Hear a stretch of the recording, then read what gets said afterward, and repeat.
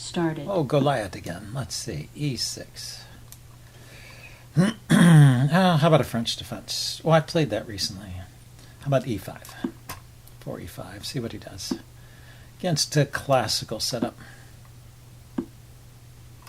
He plays at the Italian game. He plays the Evans Gambit. Okay, cool.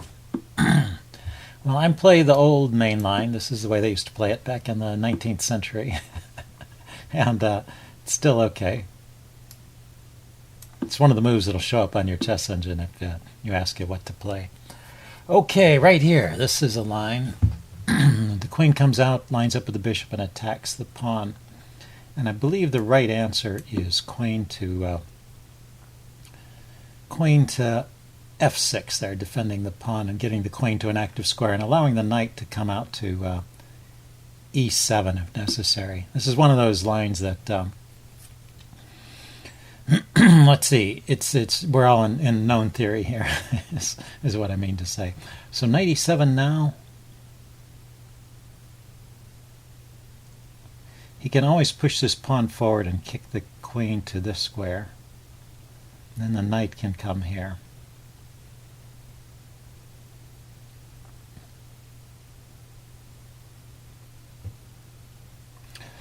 Although maybe I have knight takes knight takes pawn if he pushes the pawn to e5. Maybe that's okay. Oh, he has bishop. That's what it is. I knew the queen could get pushed away from this square. The queen gets pushed away with the move bishop to g5, and then the queen has to go to g6. But the knights defend each other in this setup.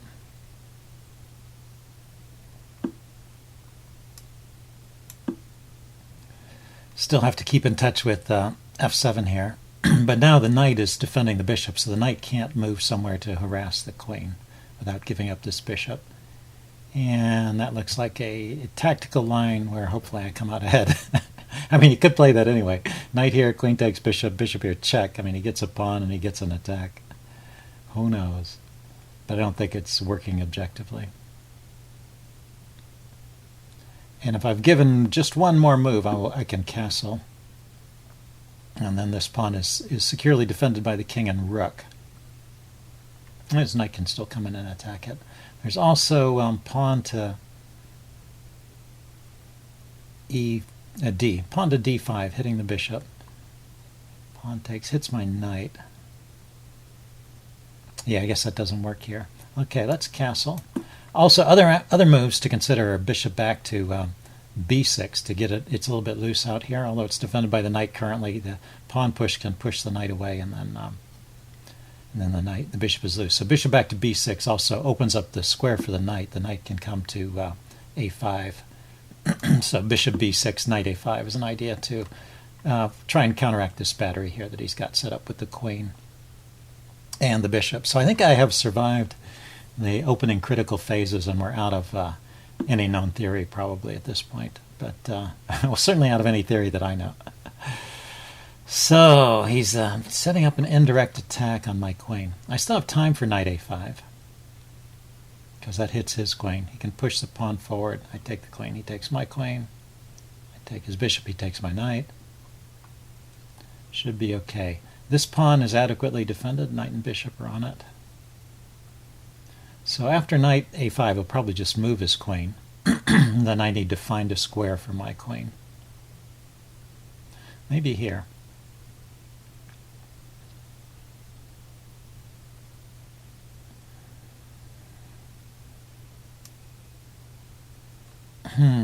You know, I wonder if that's really such a great idea. Maybe I should just play. Let's see, if I play d5, he can take, and I can't take back. So let's play d6. Allow him to push this pawn.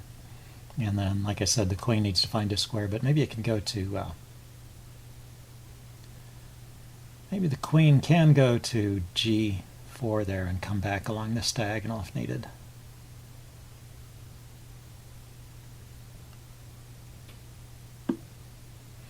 Okay, so he didn't do anything. Yeah, one thing about that knight a5 move is it might just have pushed his queen to c2 where it sets up this battery. So maybe I don't really want to do that. Now let's get my bishop out. Of course, that takes a square away from the queen, so let's think about this. Bishop to g4. He pushes the pawn. Where does the queen go? It could go to h5, I guess. Okay. Getting your pieces out is one of the problems when you're playing the black side of the Evans Gambit.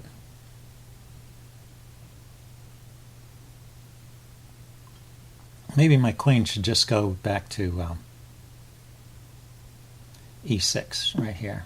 So I don't mind this trade. If he wants to trade, queen e6. Or rook here. I'll leave that queen e6 move in reserve. I want to push some pawn to d5 if I can.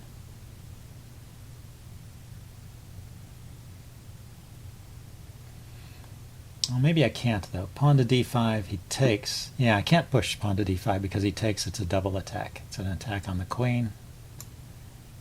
And and it's also an attack on the knight. Ooh, I just walked into a fork. I saw that a moment after I played. You can just push on with e5 there, yeah. Okay, let's see. Are there any tricks here? Queen's defended. The knight is no problem. Let's see. I don't have time for any tactics here, huh? Yeah, always got to stay alert. Okay, I'm going to play on for a little bit anyway.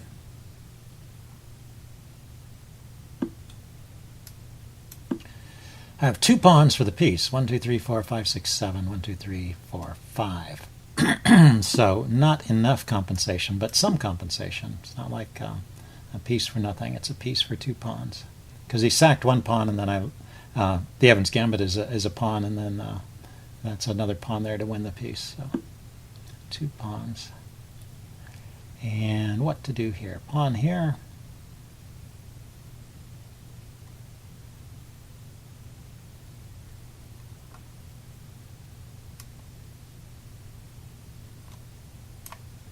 Now you bring the bishop back to harass his queen.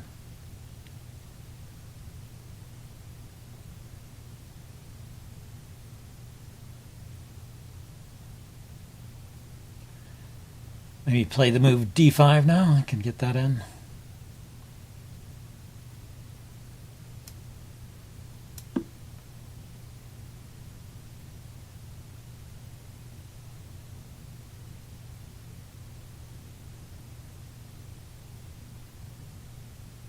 He has the move knight to e5, hitting my queen and hitting the knight, but I have queen to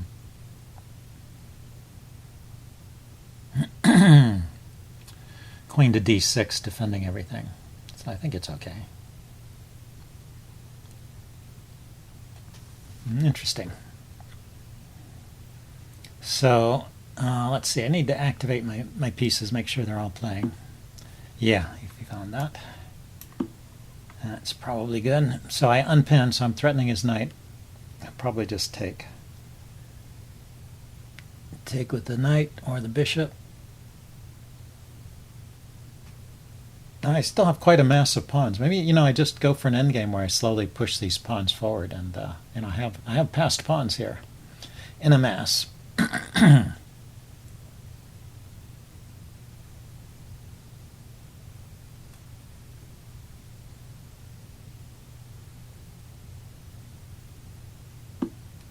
Yeah, I took with the bishop. So I could take the knight, but he would take a pawn then, I guess. So let's take the bishop.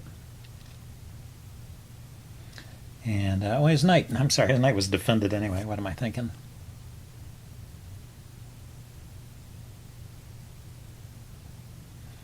If I take this pawn, he just takes back with his knight. So probably I won't take. I'll wait for him to take.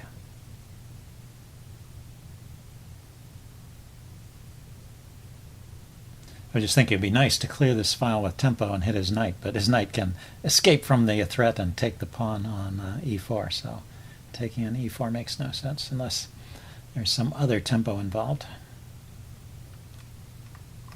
Okay, well, he's thinking about this position. How is he going to win from this point. He's got 2 knights against my bishop, and I have 2 extra pawns. But a few pawn pushes down the road, those pawns will start to look kind of menacing. So it's probably right for him to think at this point and try and come up with a good strategy. So should I push on with d5 so that I can keep that gives me the most number of passed pawns. I can support the pawn on d5 with the d4 rather with the pawn on c5, and that also threatens the knight.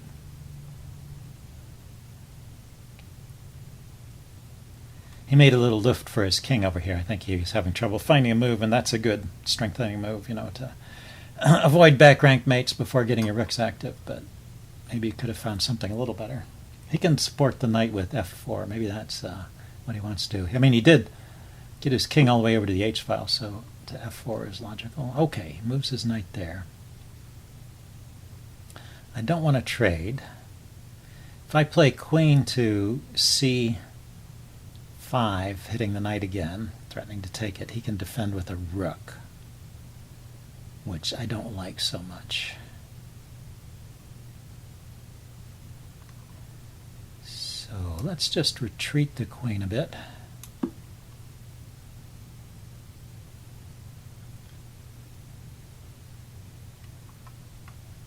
I'm just trying to prepare moves like b5 and c5.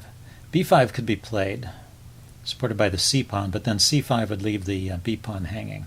So I may want to rearrange my rooks, put a rook on the b file and the other rook on the d file. Something like that. b5, kicking the knight, rook to b8, and then pawn to c5. Oh, I have to be careful with rook to b8 that I don't leave this pawn hanging.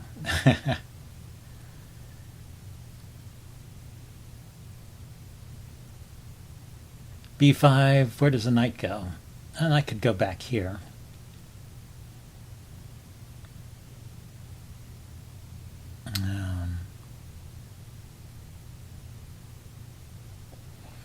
I could play my rook to I could play the queen back to d3 then. d6. Wow, he's really taking his time here. Well, maybe this is a difficult position. But that's a lot of time. Let's see, is he still connected? Let's make sure I'm connected.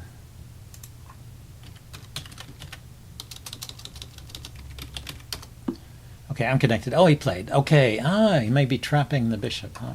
With f4. Yeah, I was thinking f4 earlier was interesting.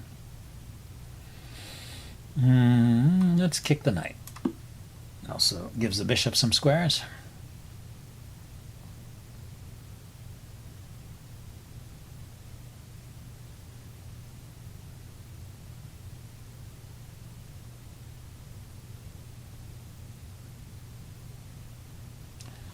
Knight knight e5 rather, hits this pawn, and if I defend it with rook here, maybe he can't exploit it. I was thinking he could push the pawn to chase the rook away, but the knight's on e5, so he can't do that. So knight e5, rook d6. Knight e5, rook d6.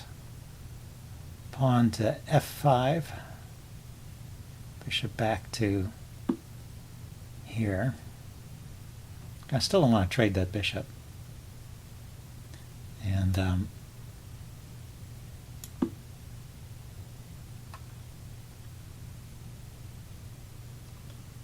he can attack the pawn with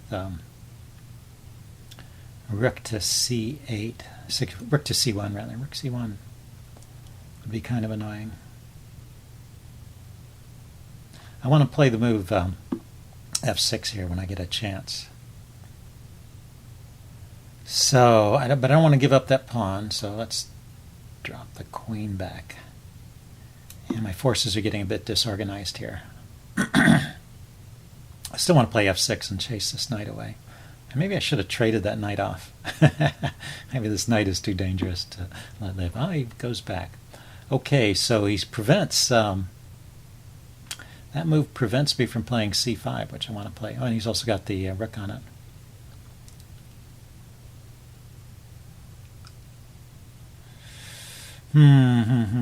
Let's see, what can I do? He can push on with his pawn to chase my rook away. Let's get the queen out on this diagonal. I'm going to try and activate my queen. And the pawn pushes. He can push the knight or the rook back, or he can push the bishop back. And I guess I'm going to go all the way back.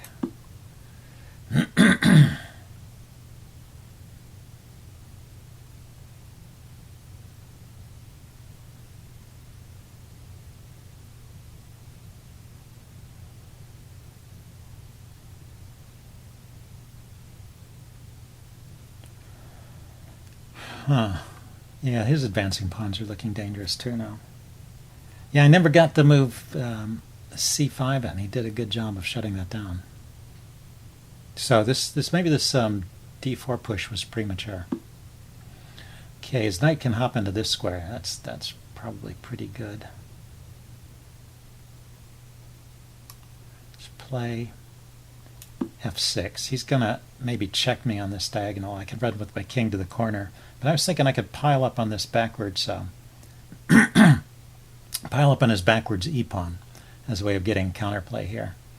And maybe even I could push c5 as a way of sacrificing, perhaps, and then taking on e4. Okay, so here I can just win the pawn without sacrificing. That's even better. Maybe bishop here. Defends. Okay, but that's taken one piece off of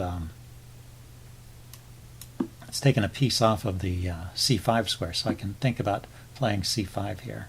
And his queen comes in to look at c5. Okay, looking at the rook. Let's see, pushing on. He can just take it with the knight again. It's funny, you know, I keep seeing these attacks, these discovered attacks, but they're not working. Rook up to here, he can just take it.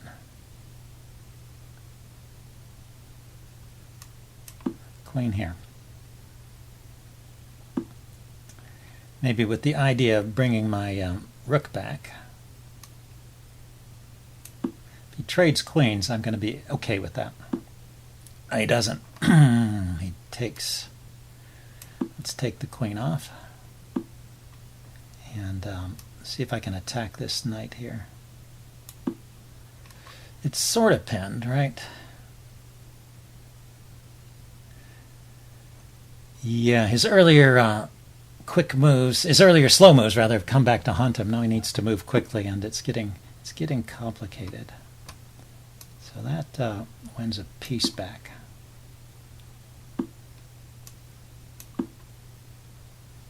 So maybe I came out of this okay. My king is getting mated here. If I'm not careful, my king can get mated. Let's see. So we take here, and then defend this pawn. Let's count 1, 2, 3, 4, 5. 1, 2, 3, 4. So I end up a pawn up after all of that. Oh! And I fall in for the fork. Fall in for the fork. Okay. So now it's once again 1, 2, 3, 4. 1, 2, 3, 4, 5. Yeah, it's a pawn for the exchange.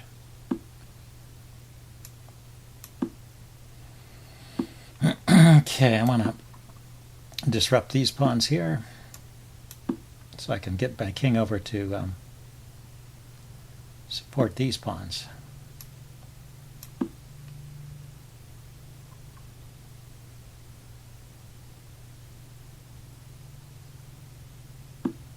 He made some quick moves there. It's good.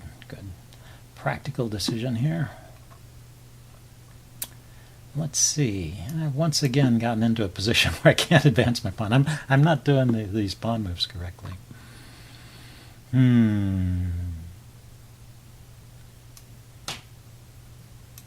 Okay, I need to keep that pawn back. Let's go after the pawn here on d6 keeps his king from entering into f, or rather c. Keeps his king from entering into c5.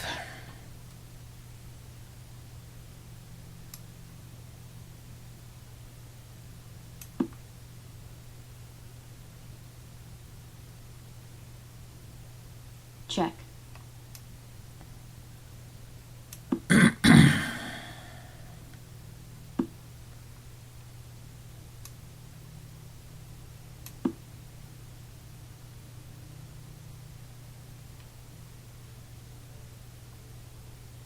Okay, my pawn is in front of his king, so if I could if I could do something about his rook, I could just win here, right, with the passed pawn. Hard to do much.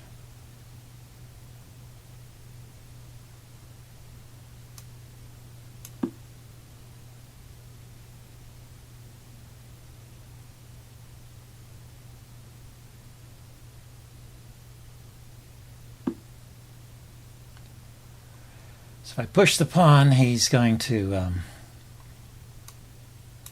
just take it.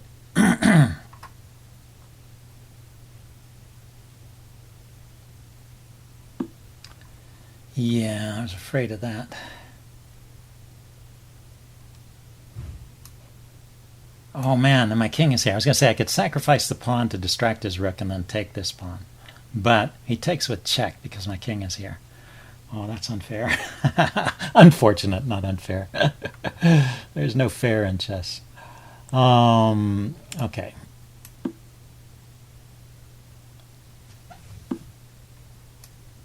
Check.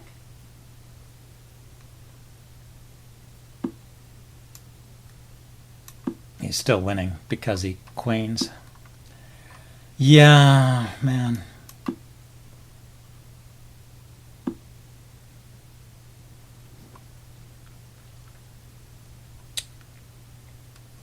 Okay, I'm going to resign here. Interesting game.